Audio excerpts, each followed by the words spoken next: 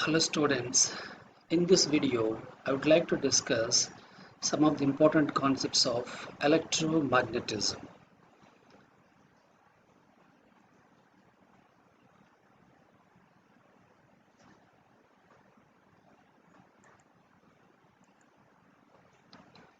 Now, in fact, electricity and magnetism, these two particular areas were known to humanity from time immemorial, but they thought that they were both different branches and there is no connection between them.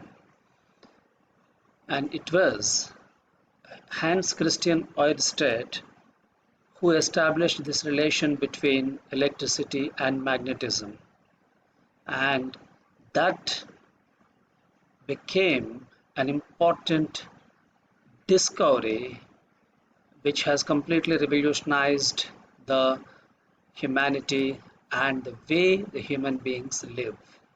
So here in around 1820, Hans Christian Ørsted demonstrated one experiment in which he allowed the current to pass through a particular conductor, and then a magnetic compass needle which is near that current carrying conductor started showing deflections in a different way. So then he concluded that there exists a relation between electricity and magnetism.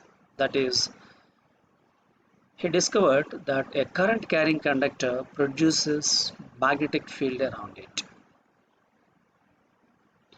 So this is the main point behind this entire idea.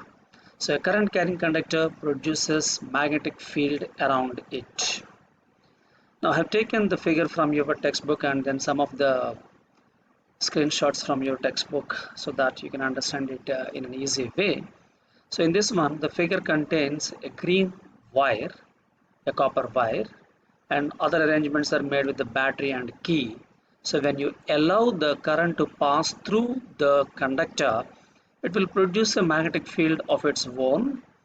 It will interact with the magnet so that the magnet starts deflecting in a different way. In the sense that generally magnet will deflect itself or orient itself in the north and south directions. That is, magnet will be in the Earth's magnetic field influence. So it will be always in the north and south directions. But when you allow the current to pass through it, then the conductor produces a magnetic field and the magnetic needle will be influenced by both the fields and it will move in the resultant field direction. So once when it is said in the textbook, automatically the focus shifts to the magnetic lines of force and its properties. So please you should remember these things. What are the magnetic lines of force? Once when you take a magnet, okay, you will find that the magnetic lines of force are arranged in this manner. So these are nothing but the curves which are imaginary lines. These lines help us to understand the nature of the field. So these curved lines represent the field. So the magnetic field, remember, it is a vector quantity. So you have to draw the tangent at any point, and whatever the direction of the tangent, we assign the direction to the magnetic field at that same place. So when you take up the magnet like this, see here in this animation, this magnetic needle, is showing in a particular direction. So the red is north pole and then blue is the south pole of the needle. So red will be reflected, will be repelled by the red, and then it will be moving towards the blue, that is the south pole. So a magnetic line of force is nothing but an imaginary line in which a freely suspended magnet would move. Now, how do we measure the magnetic field? That means how intense it is. So in order to measure that, we will have one measurement which is called magnetic induction, B. So magnetic induction, or we call it as a magnetic flux density. So magnetic flux density is equal to magnetic flux per unit area. So B is equal to phi by A. Here phi stands for magnetic flux, and A is for area, and theta is the angle between the magnetic induction vector and area vector. The unit of magnetic induction is Weber per meter square, or it is also called Tesla. Now coming to the activity 4 of our textbook, so it deals with how to determine the direction of the magnetic lines of force generated by a straight current carrying conductor. So you should take a 24 gauge copper wire. So gauge indicates the thickness there. So you have to take the 24 gauge copper wire and you have to arrange it with the help of the retort stand in the vertically downward direction as shown in figure. So when you allow the current to pass through it, then it will produce the magnetic field around it. And how do we identify whether the magnetic field is created or not? Simply it is like this. We have to put some magnetic needles around this current carrying conductor on the pedal of that particular retort stand. Now once when there is no current passing through it, then all the magnetic compass needles align themselves in the north and south directions. But when you allow the current to pass through it, then all these magnetic needles will arrange themselves in a circular manner. That is, they have come under the influence of the magnetic field produced by the current carrying conductor. So now how to determine the direction of the magnetic field around a current carrying conductor? You have a right hand rule. So the figure here shows that you have to grab the conductor, the current carrying conductor in your right hand such that thumb is in the direction of the magnetic, thumb is in the direction of the electric current. Then the curling of the fingers will give the direction of the magnetic field. So the magnetic lines of force around a straight current carrying conductor will be in the form of concentric circles.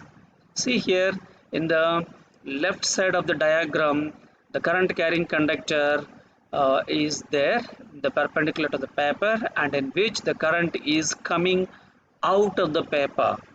Dot indicates out of the paper. Once when the current is coming out of the paper, then the magnetic lines of force will be in the anti-clockwise direction, and the right hand side figure represents a current carrying conductor in which the current is going into the paper. So the magnetic lines of force will be concentric circles in the clockwise direction. Now see this animation in which when there is no current, then all the magnetic needles are just showing in the north and south directions. But when the current passes through it, which is there in the middle, so then the compass needles are arranging themselves in a circular manner. You notice this. So once when you draw a smooth line or a circle, consisting of all these directions, then you will get the magnetic lines of force. Now coming to the activity 5, in the textbook, the author deals with it in an extensive way. That is, so far we have discussed the direction of the magnetic lines of force due to a straight current carrying conductor. Now we extend that concept and then we will discover how will the magnetic lines of force be in case of a conductor in the form of a circular coil. So here in the figure A, 5A, you have to just take a cardboard and then put two holes and take a 24 gauge copper wire and wound it in the form of a circle and keep a magnetic compass needle at the middle. Once when no current passes through it, the compass needle just moves or orients itself in the north and south directions. But when you allow the current to pass through the coil, then the compass needle will show a deflection, which tells that there exists a magnetic field around a current carrying a coil. And we can find out the direction with the right hand rule. So here in figure 5b, if the curling of the fingers is oriented along the direction of the current in the circular coil, then the thumb gives the direction of the magnetic field produced by this current carrying coil. So I told you students that nature loves symmetry. When the current carrying conductor is in the straight line manner, then the magnetic lines of force will be concentric circles, and when the current carrying conductor is in the form of a circular coil, the magnetic lines of force will be straight lines. And in the activity 6, we'll deal with the magnetic field produced by a solenoid. A solenoid is nothing but a long wire wound in a close packed helix. It is written in this paragraph here, the last paragraph. So here you just take a cardboard and then put holes at equal distances, and then allow the copper conductor, you know, in the form of a circle in the helical shape, and then you allow the current to pass through it. Then it will produce a magnetic field, and you can understand that it will almost resemble something like the magnetic field due to a bar magnet. Here in the down figure, the 6b, the left hand side will behave as the north pole, and the right hand side will behave as a south pole. And here in this animation, it's shown very clearly what happens once again. So once when the current carrying coil is there in that shape, and when the current flows like this, and now the current direction is given by the curling of these four fingers, then the magnetic field produced will be in the direction of the thumb. See here in the left side diagram,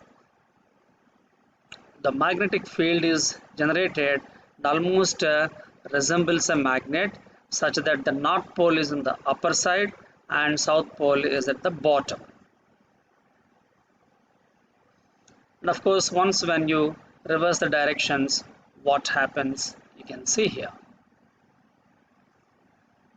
Now coming to another important area of electromagnetism, it is nothing but the magnetic force acting on a moving charge.